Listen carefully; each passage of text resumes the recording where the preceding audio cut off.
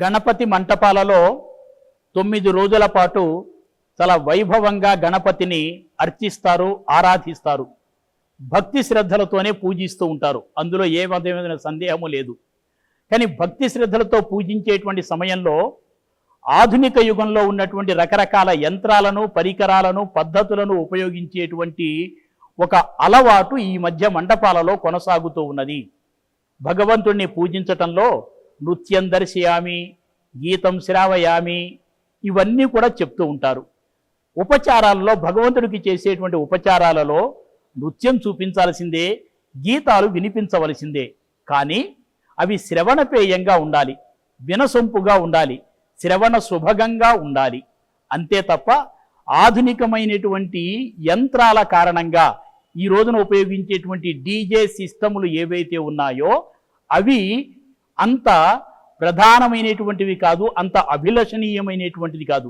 పాటలు వినిపించమన్నారు కదా అని చెప్పి అంత పెద్ద సౌండ్తో వినిపిస్తే ఈ రోజున శాస్త్రజ్ఞులు ఆధునిక యుగంలో చెప్తున్నారు, కాలుష్యము అనేటువంటి దాంట్లో శబ్ద కాలుష్యము కూడా ఒకటి ప్రధానమైనటువంటిది. శబ్ద కాలుష్యం ఉండకూడదు. దాని కారణంగా వాయు తరంగాలలో శబ్ద తరంగాలు ఎక్కువైపోయి వాయు తరంగాల ప్రభావం కంటే ఈ శబ్ద తరంగాల యొక్క దుష్ప్రభావము మనుషుల మీద ఎక్కువ ఉన్నది. ఉదాహరణకి హార్ట్ పేషెంట్లు కావచ్చు, అప్పుడే పుట్టినటువంటి శిశువులు కావచ్చు, లేదా మరొక అనారోగ్యంతో బాధపడేటువంటి వ్యక్తులు కావచ్చు, సాధారణమైనటువంటి మానవుడికి కూడా, ఆరోగ్యవంతుడైనటువంటి మానవుడికి కూడా ఈ డీజే సౌండ్ వల్ల అతని ఆ శరీర ఆరోగ్యం మీద దుష్ప్రభావాన్ని కలిగించేటువంటి ఒక లక్షణం ఉన్నది.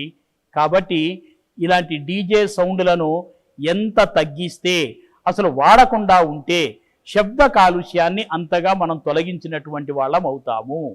కాబట్టి నృత్యాలు చెయ్యండి, అడుగులు వేయండి, భుజం భుజం కలపండి, అందరూ కూడా ఒక్కటి సమానమే అనేటువంటి ఒక సమరసతా భావాన్ని, సమైక్యతా భావాన్ని తెలియచెప్పండి.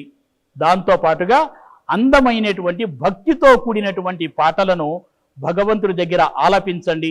భగవంతుడికి ఆనందం కలుగుతుంది. సాధారణంగా భగవంతుడి దగ్గరికి వెళ్ళినటువంటి భక్తులంతా కూడా ప్రశాంతతను కోరుకుంటారు.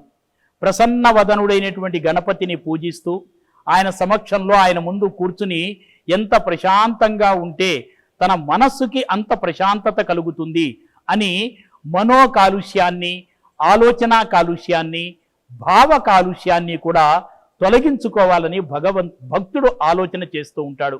అలాంటి భక్తులకి మంటపం దగ్గర, గణేష మంటపం దగ్గర ఒక ప్రసన్నత, ఒక ప్రశాంతత, ఒక ఆహ్లాదకత కలిగేటువంటి విధంగా మనం ప్రయత్నం చేయాలి. అలాంటి ఒక భక్తిపూరితమైనటువంటి ప్రశాంతమైనటువంటి వాతావరణాన్ని మంటపాల దగ్గర మనం నిర్మాణం చేయాలి. అలాగే తూతులు ఊదుతూ ఉంటారు, రకరకాల ధ్వనులు చేస్తూ ఉంటారు. ఇవన్నీ కూడా శబ్ద కాలుష్యాన్ని పెంచుతూ ఉంటాయి.